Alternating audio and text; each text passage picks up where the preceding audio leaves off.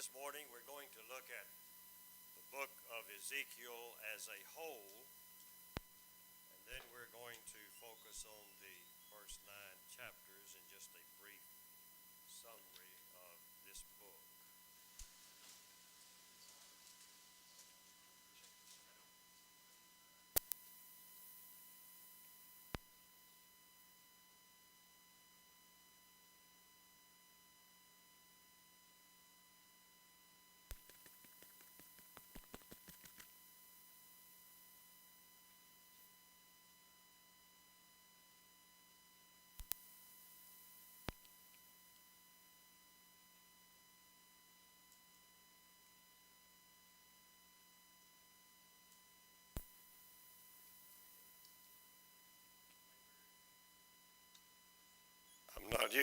I'm not used to this technology.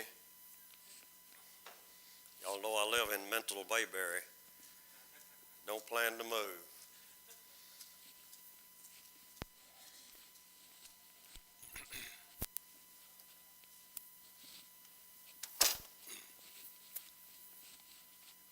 As I stated, we're going to look at the book of Ezekiel as a whole, and then we're going to focus on the first 9 chapters of this book.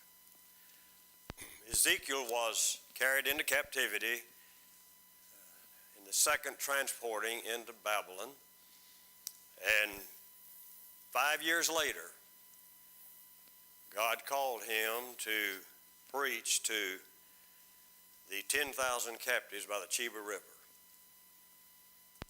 And this book is full of divine wrath and fury.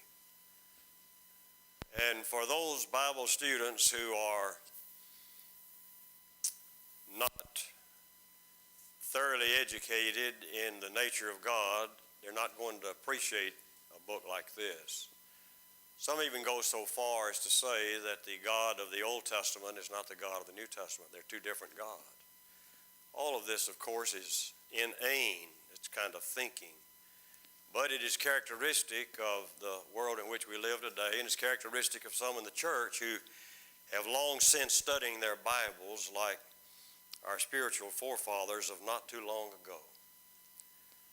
And therefore, to study a book like this is distressing. And generally, it's just not studied at all.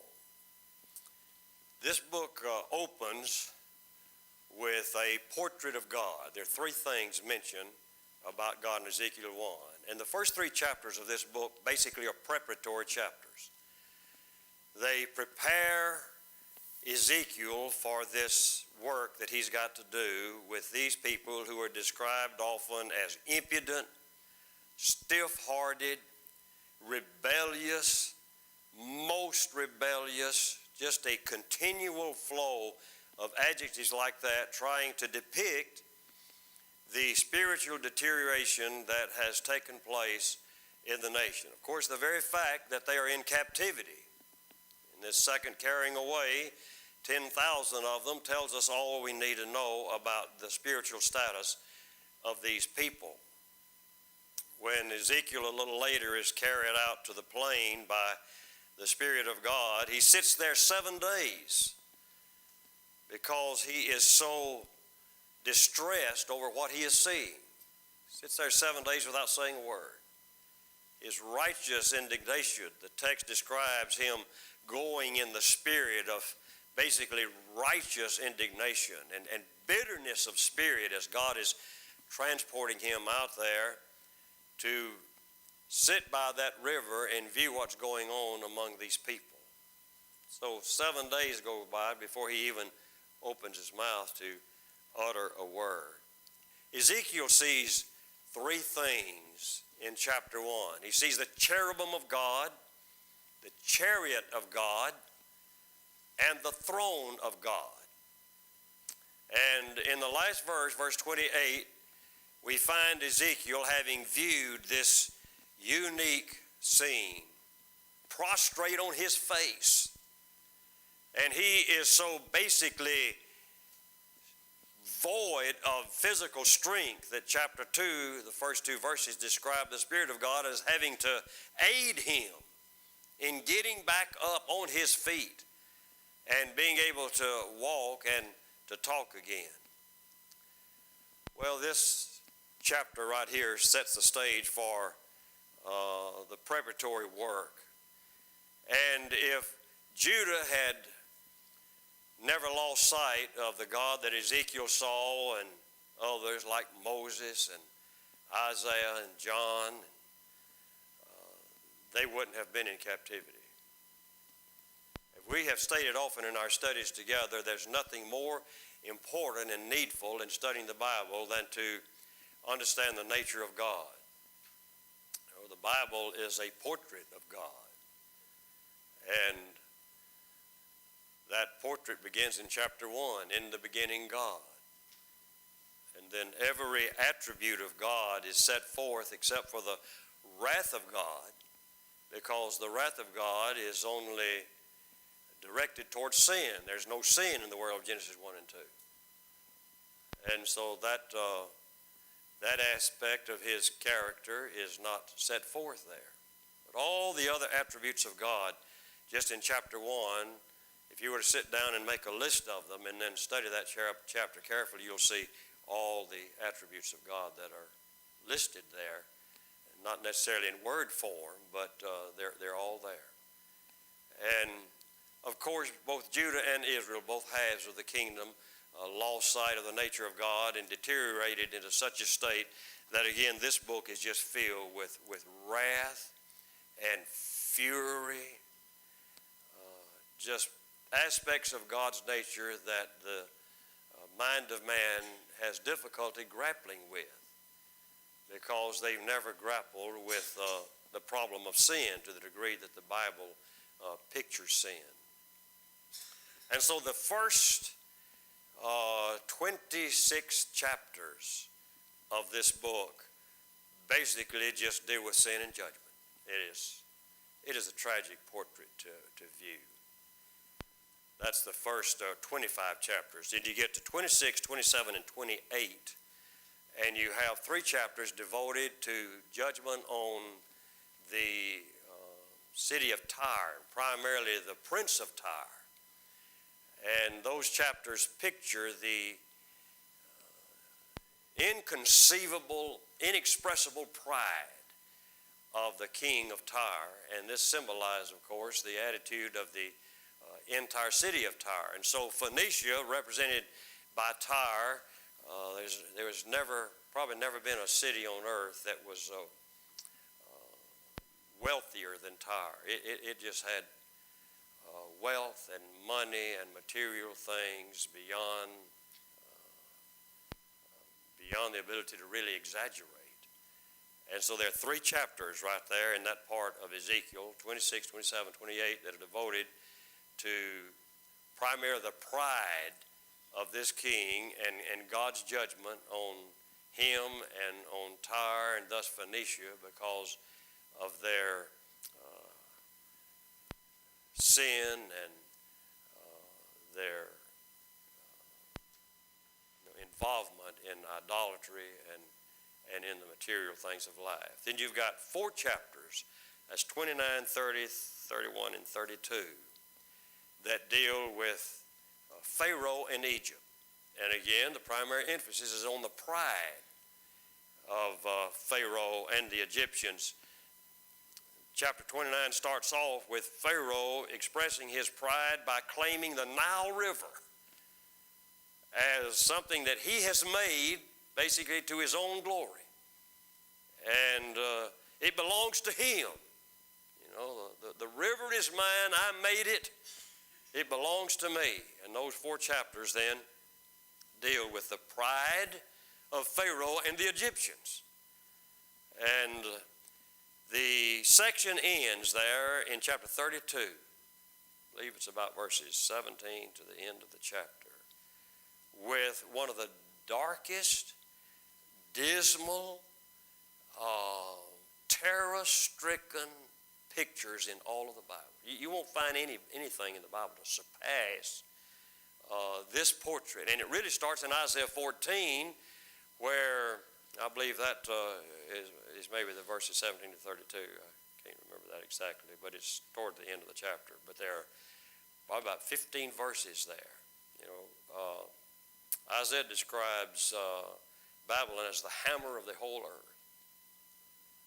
And Babylon hammered nations under their power into submission and destruction.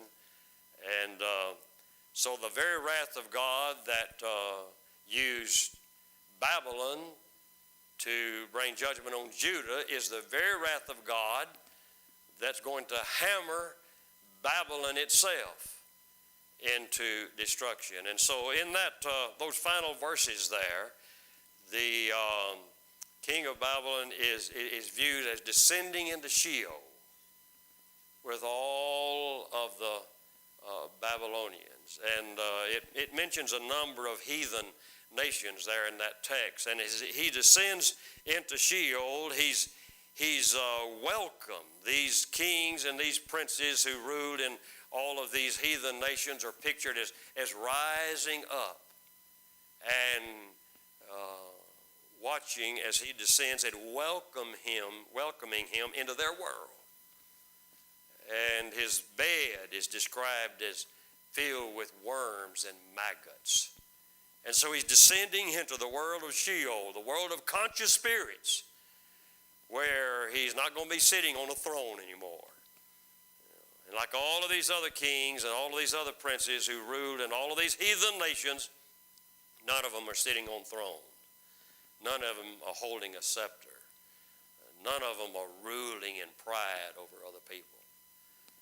They are physically dead. Their bodies are in the grave, but their spirits are just as alive as can be. And so rising up from their own beds of worms and maggots, they welcome the king of Babylon into their midst. Well, this text there in Ezekiel 32, about the last 1/3 or maybe half of the chapter, takes up with that picture. And it pictures Pharaoh and all of those who rule with him and the Egyptians. They're descending into the world of Sheol, the world of conscious spirits. And I believe it's the verse before the last verse depicts, now consider this point here, the only comfort. Here's this prideful, arrogant, idolatrous, ungodly man who's ruled over one of the most idolatrous nations. There was no nation had more idols than Egypt. They just had hundreds and hundreds of idols. They had idols for everything. And he's no longer on his throne. He's no longer ruling. He's no longer arrogant. All of that's gone. So he's descending into the same world that the king of Babylon descended into. And the only thing that comforts him is the fact that he's not alone. He's not alone. And that's going to be and is, he's been there for centuries now. And that's their perpetual home. The world of terror, the world of darkness, the world of unending punishment beyond human comprehension. So you've got 3 chapters dealing with Tyre, and then 4 chapters dealing with Pharaoh and Egypt. That's 7 chapters out of the 48 chapters of Ezekiel that deal with these heathen nations. And Isaiah does the same thing in his book. Jeremiah does the same thing in his book. And numbers of those minor prophets also not to that length, but they deal with God's judgment on heathen nations. Well, that's a picture of God's sovereignty. He's not just the God of Abraham's descendants. And the only reason that the majority, there's a lot of material in the Old Testament that deals with God's concern as manifested in judgment and in other ways with these heathen nations. And the only reason you've got the bulk of the material in the Old Testament dealing with Abraham's descendants is because God's working out his scheme of redemption through not not the nation, but the righteous element in the nation. God wasn't able to use Israel and Judah as a whole, and especially Judah, of course, to work out his scheme of redemption, because God never accepted national Israel, because they were, for the most part, most of the time, they were just like the description here in Ezekiel. They were rebellious. They were idolatrous. Ezekiel 20, verse 28, pictures the second generation going into the land, coming out of Egypt and going into the land of Canaan. And as they go into the land, they're looking for those hills and those areas of shade under beautiful trees in order to set up their idolatrous sites. God never accepted national Israel. He accepted only those who constituted the faithful, the righteous remnant, and he was working through those in order to get to Christ, Calvary, and Pentecost of Acts 2. And so these are some tragic chapters dealing with these heathen nations, but again, it expresses the sovereignty of God. And on the other side of that, then, you've got chapters 33 through 36. And it takes up and continues with this state of Judah. That brings us to 37. Now, chapter 1 starts us off with this beautiful, positive, incomparable, inexpressible portrait of God, the cherubim of God, the chariot of God, the throne of God that is so inconceivable and masterful that Ezekiel falls on his face. Doesn't even have the strength to get up on his own. Needs divine aid to stand him back up on his feet. And then chapter 2 just immediately begins with the tragic state. Chapter 2 and 3 will finish off the preparatory stage. God getting Ezekiel ready to do this unbelievable work. And then chapter 4 starts with the signs. But anyway, going all the way through until you get to 37. Now, chapter 37 partakes of chapter 1 because there's not another chapter in Ezekiel other than chapter 1 that has what chapter 37 does. It's totally positive. Totally positive. The key word in 37 is restoration. And it's got 4 points in it. Restoration to the land, restoration to national unity, restoration, and my mind has gone blank, can't remember the third one, but I remember the fourth one. Restoration to God. See, okay, I've got it. Restoration to the land, restoration to national unity. I still don't have it. That's a problem trying to depend on my mind anymore. But though there are 4 points there that talk about restoration, every one of them is positive. And that's a beautiful chapter. Then chapter 38 and 39 deal with Gog and Magog. And basically there's 1 point in chapters 38 and 39. And that is God's preservation of and protection of the righteous remnant in Canaan. He pictures these enemies of Israel trying to destroy them in Canaan. And these chapters are highly symbolic, of course, but they're unable to do it because God is protecting and he is preserving this righteous remnant and will not allow. They're back home. They don't get into idolatry anymore. They get close to it twice. And Ezra and Nehemiah, when they intermarry with the heathen, but they never cross over the line, intermarry with these heathens. And so God is protecting them. He's preserving them. In those 2 chapters, simply picture God's preservation of the righteous remnant back in Canaan and the inability of these heathen nations to destroy them and remove them from the land again. And then the book ends with the highly symbolic chapters of 40 to 48. And these chapters picture, they end on a spiritual note, not the return of the physical temple. That was great and that was all right, but that's not the way this book ends. And you can go back and start very early in the Old Testament and trace this down, and you can see without a doubt that those 8 chapters there draw a beautiful picture of the spiritual temple of God, not the physical, the spiritual temple of God, which is the church of the living God, the pillar and ground of the truth. And so the chapter ends, the book ends with those 38 and 39 and then 40 to 48 on a highly, highly positive note. But the bulk of this book, except for chapter 1 and chapter 37, deal with God's fury over this people.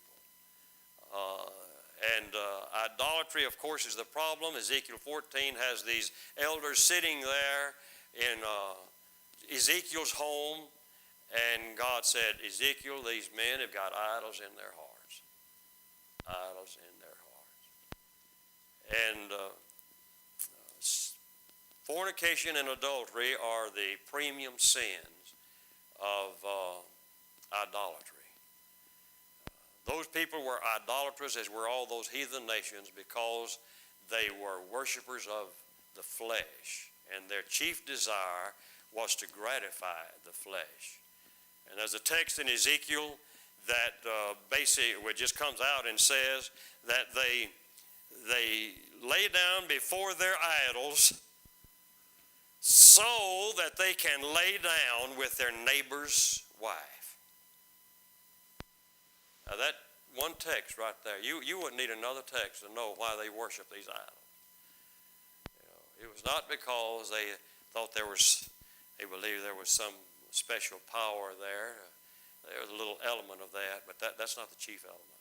The chief element is it allowed them to gratify and satisfy and appease the flesh without having to be responsible for it and to be accountable for it. And so that's kind of a picture of the book as a whole. But then when you go back, after we've already looked at chapter 2 there, can't see without these glasses. We'll kind of just take a brief look, we don't have very much time left, at these first 9 chapters there that, of course, I'm teaching this class in the back, and we have covered these first 9 chapters. So we'll just kind of look briefly. And again, these first 3 chapters, preparatory, preparing Ezekiel for the great work that he's got to do. You can imagine if, say there's a congregation somewhere, and this congregation is about as far removed from biblical teaching about proper conduct and behavior and so forth as can be. I mean, they have just left the teachings of the Bible. They're just, everything about them is negative. There's not a positive thing about this congregation. And so here's a young couple, let's say they're in their early 20s, like we were when we went to Thompson, and they are going to work with this congregation. And so you can imagine some older, wiser man who's been living in the area, and he sits down with them. He says, let me tell you now about this congregation.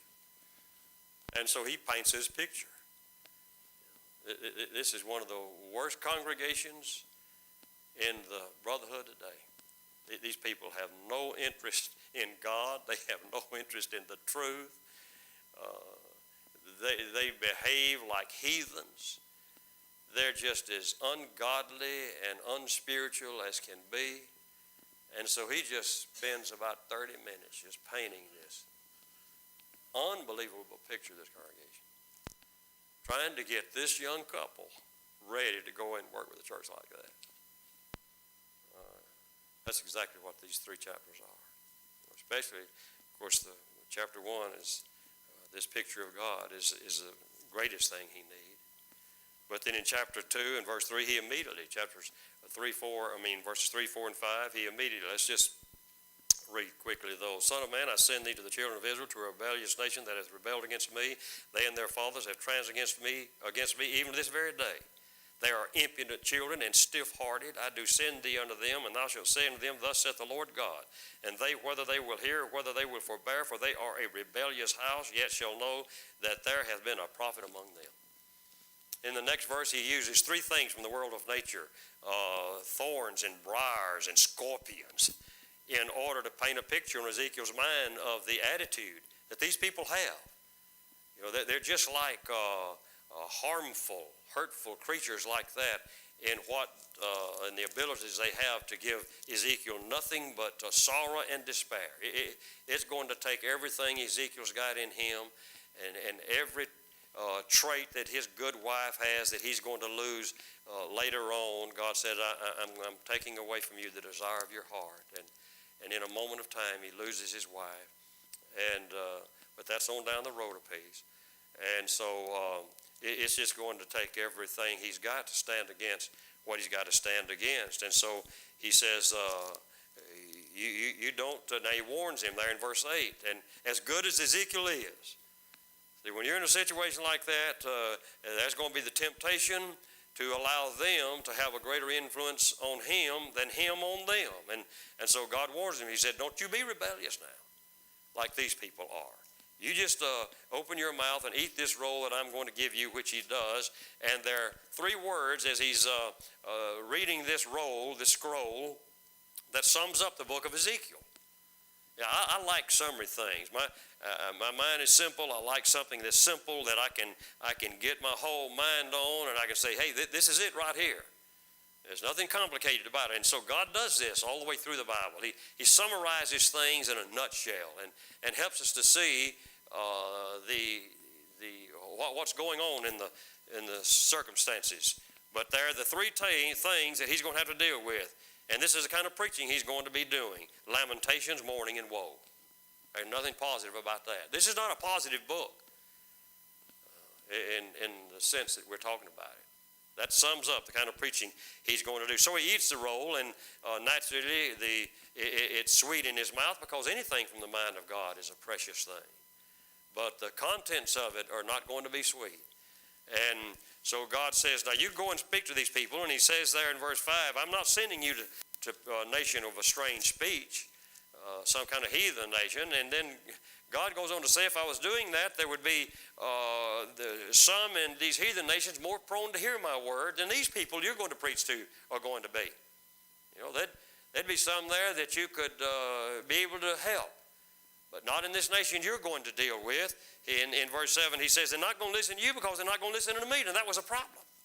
And all Ezekiel had was the word of God. And so God was going to aid him there in verse 8. He said, I'm going to make your face just as strong as a rock.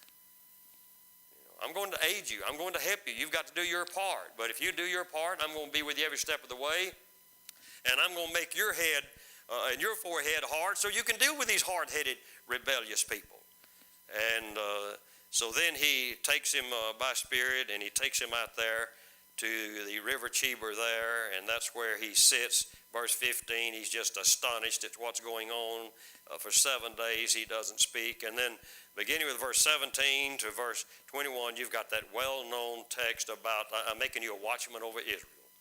You tell them what I'm telling you to tell them, and if they repent, they'll be blessed. If they don't, they'll be cursed and punished. And if you don't tell them what I'm telling you to tell them, then I'm going to require their blood at your hand.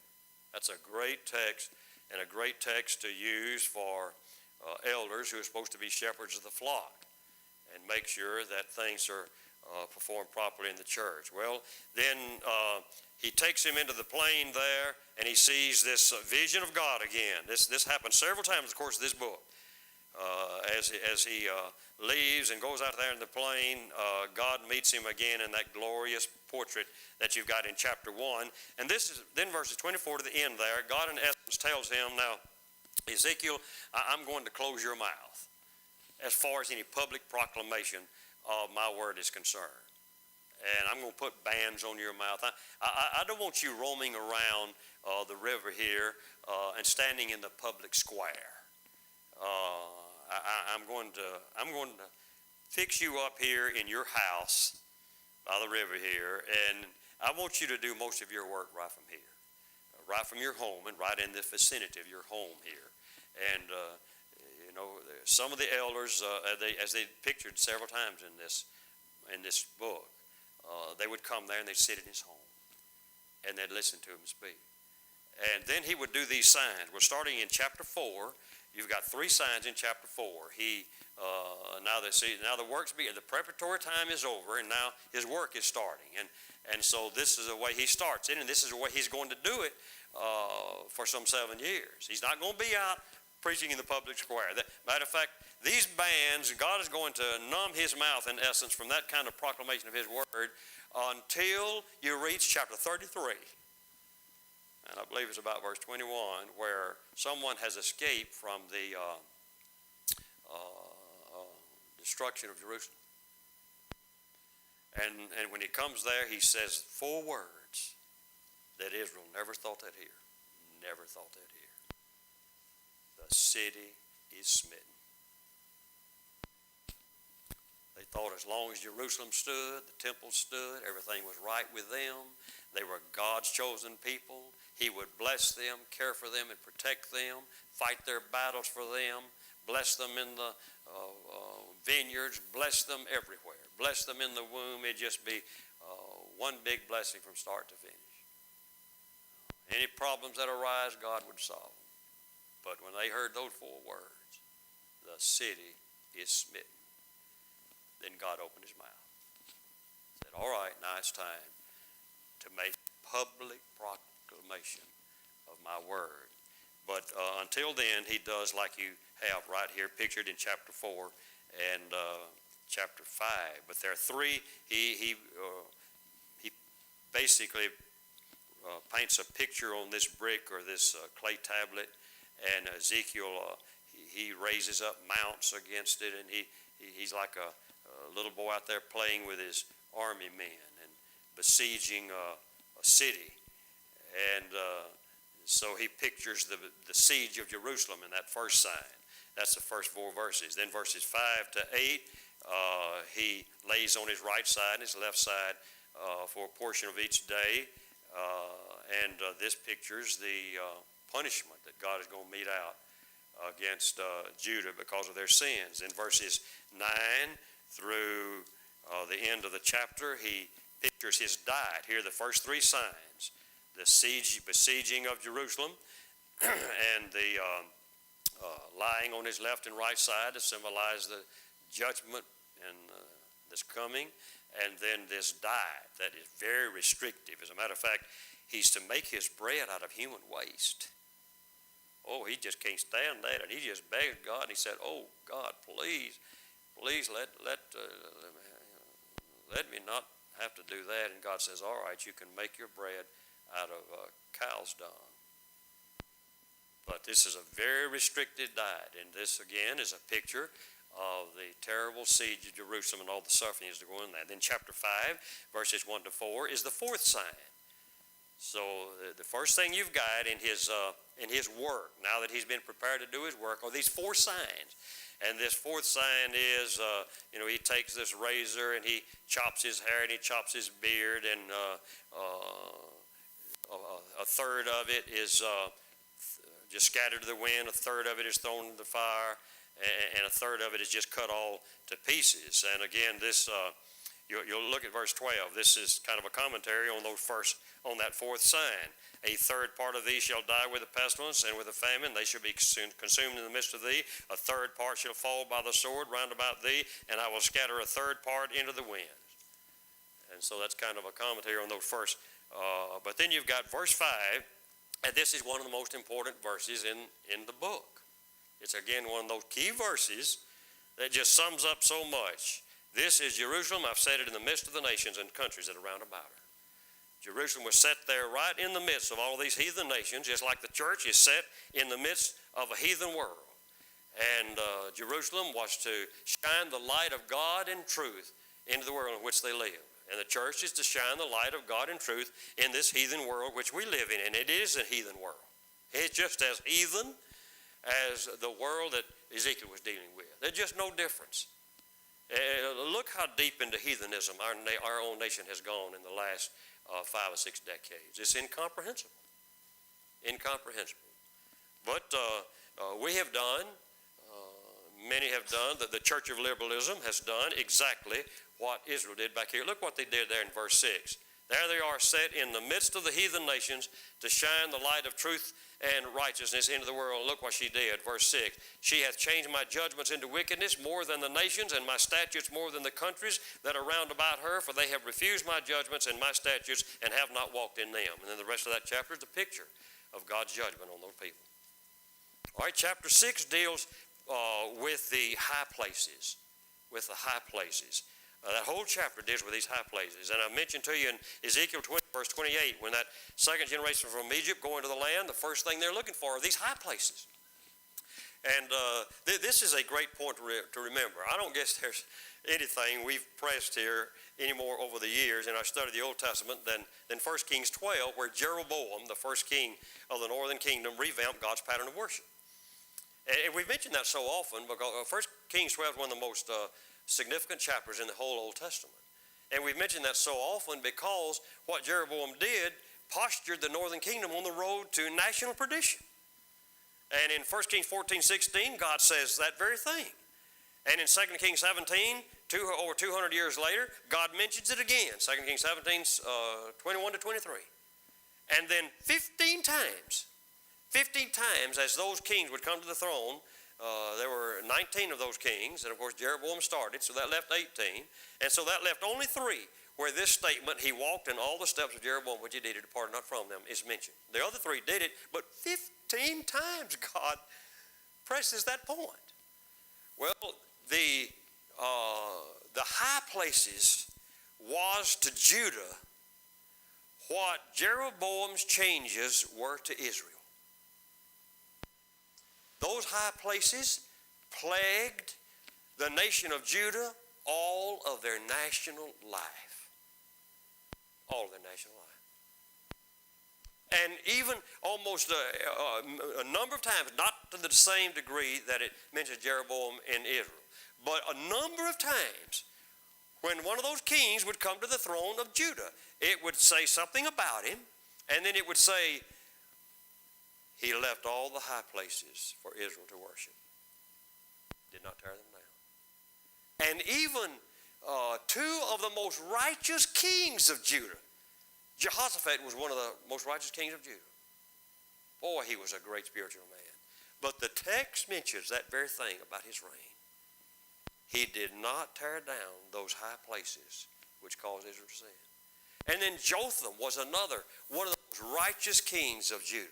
These were 2 of the 4 that started off well and ended well. I believe it's 2 Chronicles 20, verse 6, I believe, that mentions Jotham, and it says, he was great because he prepared his heart to seek after God. Now, as great as that man was, the only negative thing is said about him is this very point.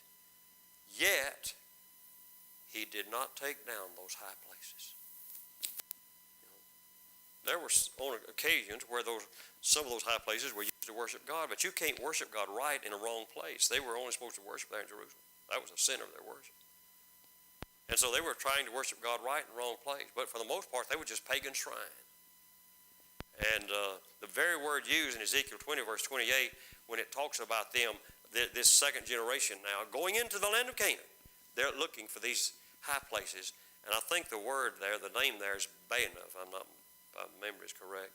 And that word means pagan shrine. So this whole chapter right here, chapter 6, deals with these high places. Then chapter 7, the key thing in chapter 7 is the end. 5 times in the first 6 verses of chapter 7. The end, the end, the end. The end. This is the end of Judah right here. And this chapter is a picture then. And when the end comes, like verse 7 or 12 says, they're not going to be interested in real estate matters. When the end comes, they're not going to be interested in gold and silver. Verse 19 pictures them just taking their money and throwing it out into the street. So the rest of that chapter is just a portrait of this judgment, this end that is coming upon them. Chapter 8, this is about 14 months after he begins in chapter 1. And in chapter 8, you've got God taking Ezekiel to Jerusalem. And And he shows him. If you want to ask the question, why is Judah going to be judged? Well, all you need is just this one chapter right here. First thing he sees is an idol right there at the entrance of the temple. And God says, let me show you something else. And the next thing he sees, he has him to dig a wall, and he goes inside the inner areas of the temple, and he sees 70 of the elders of Israel burning incense to all of these idols that are in pictorial form on the wall there. And God says, let me show you something even worse than this. And then he shows him there in verse 15, these women that are worshiping the Babylonian god of Tammuz, which was supposed to bless the agricultural life of the nation. And then God says, let me show you something worse than this. And then he takes him, and there at the entrance to the temple, I believe at the northern gate, he sees these 25 men worshiping the sun with their backs toward the temple in disdain for God. Boy, that's a fourfold portrait right there of why God is going to bring judgment on the nation. And then chapter 9 ends with the portrait of these 6 executioners that God has called together with slaughter weapons in their hand. And then there's one clothed in white linen, and he's got an inkhorn. And God says to the man clothed in white linen, for he says, you go throughout the city and you put a mark on all the righteous remnant. I'm going to preserve these righteous people. You put a mark on them. I don't want a single one of them to die, a single one of them to be hurt. Boy, that's a beautiful picture. But then, and the way that chapter, I love the way that chapter ends. He says, he comes back and he says, I have done as thou hast spoken, as thou hast commanded. That's faith right there. That sums up our responsibility before God. But then after he finishes his work, then these people, these slaughtering people start their slaughter. And we'll close with this. This is one sad portrait there in verse. I'll finish with this if I can get to it. Verses 5 and 6. Go ye after him through the city, that is, this man that's going to secure the righteous remnant. Smite, let not your eye spare, neither have ye pity. Slay utterly old and young, maids and little children and women. What a tragic portrait. That's the first 9 chapters of this book, and kind of a synopsis or portrait of the book as a whole. I hope that the lesson will encourage you a little bit to do your own study of this unusual book. Thank you for your interest.